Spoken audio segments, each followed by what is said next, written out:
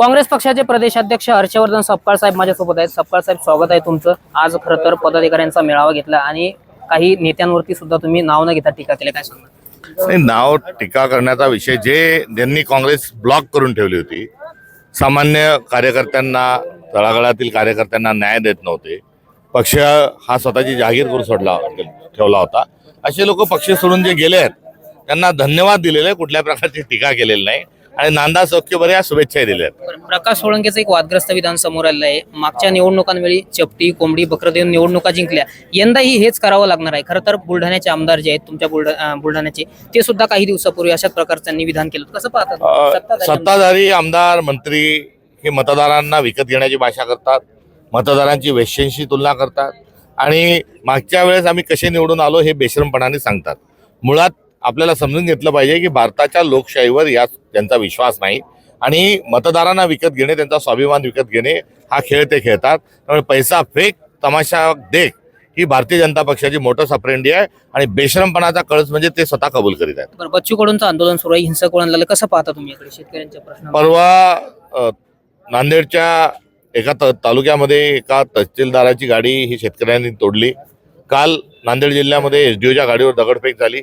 शेतकऱ्यांच्या भावना या संतप्त स्वरूपाच्या आहे, त्यामुळे सरकारने तातडीने शेतकऱ्यांची कर्जमाफीची घोषणा करावी, ही एकंदरीत असणारी आजची परिस्थिती आहे। बरं, वसंतदादा शुगर इन्स्टिट्यूटच्या चौकशीतून दोन्ही पवारांना टार्गेट करण्याचं काम होतंय का, अशी चर्चा सध्या सुरू आहे, कारण अहवाल मागितलेला आहे। भारतीय जनता पक्ष पुढच्या निवडणुका या स्वबळावर लढणार आहे आणि एकनाथ शिंदेची शिवसेना आणि अजित पवारांची राष्ट्रवादी यांना ते बाहेर काढणार आहे। त्याची कुठेतरी सुरुवात या चौकशीच्या आणि या अडचणी आणण्याच्या माध्यमातून केलेली असावी। बरं, तुम्ही सकाळी बीडमध्ये भेट घेतली, त्यावर तो सुषमा अंधारेंनी सुद्धा गंभीर आरोप केलेले आहे की आत्महत्या केलेल्या मुलीचं चारित्र्य हनन का करता, असं त्यांनी थेट गंभीर आरोप रुपाली चाकणकरांवरती केलेले आहे। चौकशी करायची नाही, SIT स्थापन करायची नाही, मुख्य आका रणजित नाईक निंबाळकर यांच्यावर कुठली कारवाई करायची नाही आणि हे टाळण्याकरता ज्या डॉक्टर कन्येचा आधी त्याच्या घरातील 3 एकर शेताच्या मालकाची मुलगी, ज्यांच्या आईवडिलांनी काबाळ कष्ट करून मुलीला शिकवलं, तिची बदनामी करायची,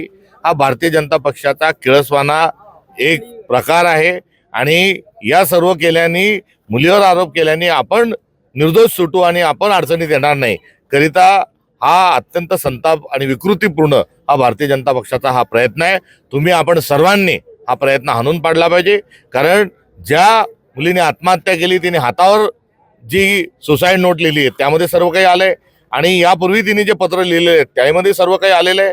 या प्रकरणामधला मुख्य आका जो आहे हा नाईक निंबाळकर आहे आणि या आकाचा आका हा देवेंद्र फडणवीस आहे आणि देवेंद्र फडणवीस फलटणमध्ये जाऊन रणजित नाईक निंबाळकर हे निर्दोष असल्याचं सांगतात।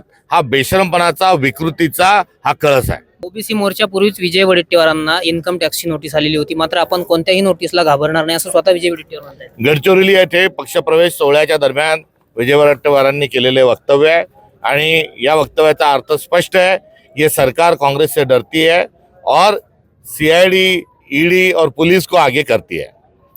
धन्यवाद तुम्ही आमच्यासोबत बातचीत केल्याबद्दल। रामनाथ डांगे, टीव्ही 9 मराठी, जालना।